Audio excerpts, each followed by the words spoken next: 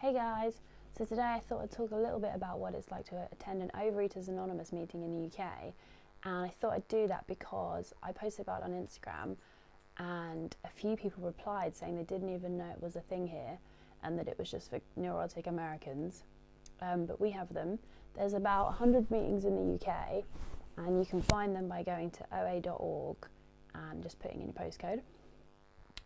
So the reason that I decided to go was because I'm obviously an overeater, and it's something I've been doing ever since my teens, when life got tough and I was tired or anxious or stressed or sad or annoyed, or if I wanted to procrastinate, I would just eat. If someone made me feel shit, I'd eat.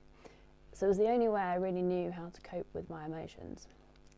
But it got to the point where I couldn't actually eat the amount of food that I needed to make myself feel better.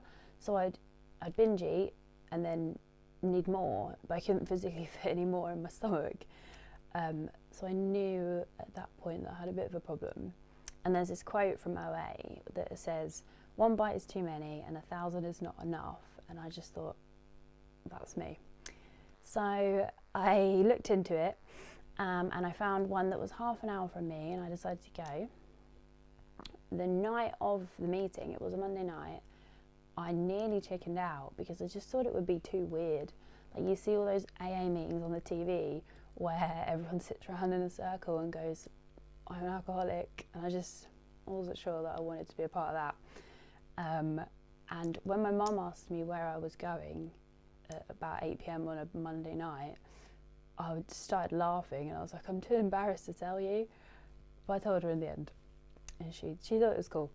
And then when I got there, they immediately put my nerves at ease. There was like 2 other new people, which was good, and everybody there was super, super lovely. But it was like I expected. It was a bit of a religious cult. We all sat around in a circle, and I just kind of wanted to laugh at how weird it was. But they were very lovely and very welcoming. As for the meeting itself, they follow a set structure every time you go. And at the beginning, you all have to introduce yourselves, and you go around in the circle and you have to say, I'm Jen and I'm a compulsive eater, which is super cringe, but everybody does it. And then every week, a different person leads the meeting, and they read out the rules for about 15 to 20 minutes. This includes this thing they call the serenity prayer. And it goes, God grant me the serenity to accept the things I cannot change, the courage to change the things I can, and wisdom to know the difference. And then they talk about how everyone is welcome at the meetings and how there are no fees for the meetings, just a voluntary contribution. And that's usually just to cover the rent of the room, because I think most places have to pay rent. Then they make official announcements and things like that, and talk about how they've ordered new starter packs from the website. And then after that, we sat in silence for a minute and we had to think about why we were here. So you basically have to sit and think about what a fat, greedy bastard you are for a minute in a room full of other people that are also thinking that. Then we read from the book, it's called The 12 Steps and 12 Traditions of Overeaters Anonymous, which I bought because I love self-help books. And we read from a chapter of that for about 15 to 20 minutes, and we all read 1 page each. Oh, by the way, mine's massive because it's the hard of sight edition, which was cheaper than the regular one.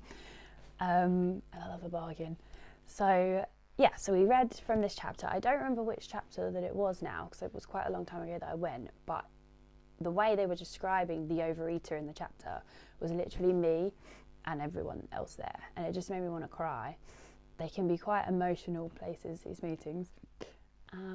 So after like 20 minutes of reading, it's time for everybody to go around in the circle and talk about themselves, which I was dreading. Basically, everybody just goes quiet until somebody just pipes up and starts sharing their story. And if you want to share your story, the way you start it is you say, my name's Jen and I'm a compulsive eater, and then everybody in the circle goes, hi Jen. So it's really weird. So a few people, pretty much everybody there spoke, and some talked about how they had been struggling this week, and binge today, and others were feeling a lot more positive and spoke about how OA had like just saved their lives. There were a couple of people that said that. So I was like, okay, this thing must be pretty good, it must work. Anyway, I wasn't sure if I was going to talk at the first meeting because I wasn't sure. And then everybody else spoke and it went quiet, and I was like, well, I'm going to have to. So basically, I sort of just rambled on for a few minutes about how I eat until I'm ill and can't breathe, and sometimes I have to lay on the floor because I've eaten too much, or get in a hot bath because my stomach's in so much pain. And I told them all about how the day before I'd been to the cinema and I'd eaten a whole tube of Pringles and a whole packet of party rings in the first 20 minutes of the movie, and how I just hated myself for being this way, and how I wish I could make myself throw up, but I've got a phobia of being sick. So yeah. So then they all sat there while I was saying this stuff, just like nodding at me like the dog from the Churchill advert, just like, oh yes, just agreeing, which was quite nice that they understood what I was talking about and what I'd been through and was going through. And then once I finished, they all sort of smiled at me and said, thank you for sharing, which was nice. And I was quite relieved that I shared. It felt good to like let all that stuff out to a room full of strangers, weirdly. And it just makes you feel like you're not so alone in your disorder. So then at the end of the meeting, they make you all stand up and hold hands, which I don't really like doing with strangers, but I did it.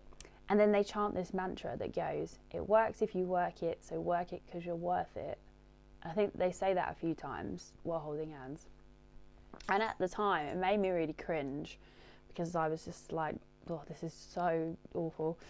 But it's actually a really nice sentiment because it just reminds you that you are worth it. Because I think if you're somebody who abuses food and overeats, it's because you're unhappy inside and you probably don't feel like you're worth it.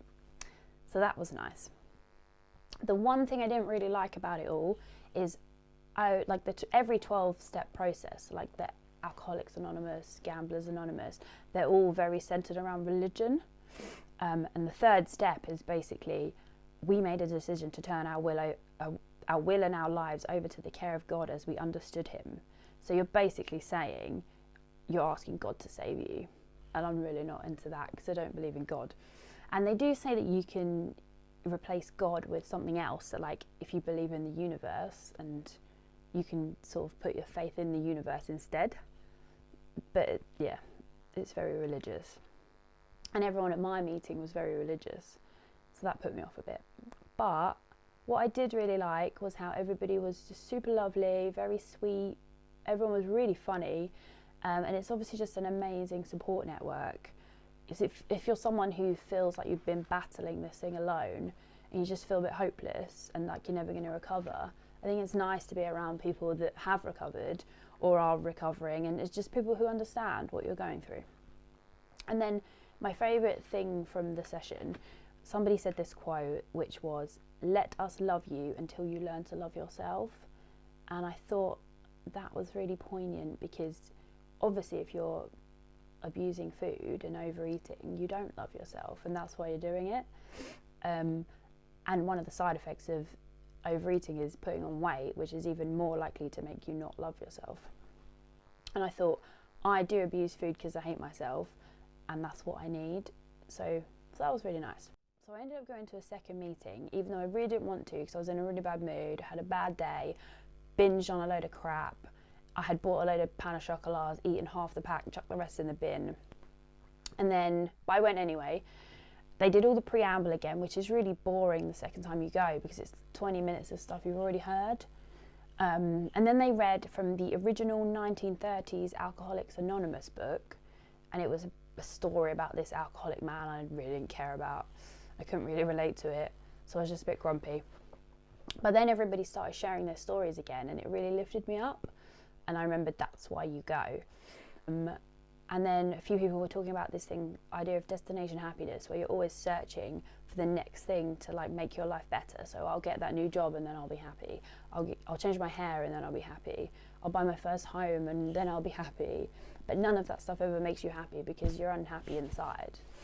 And then there was this one guy who was saying how he'd come off crack and how crack was great because he didn't have to eat, and then he had abs when he was on crack, so he felt really good about himself. And there was another guy who was a really healthy weight, and he said he was 40 stone when he started at OA. So that made me think, wow, this does work. And then there was another woman saying she felt so shit that she binged at the weekend that she thought about taking a load of pills to kill herself. So it was nice for everyone to just share this really personal stuff and for everyone to support each other, really.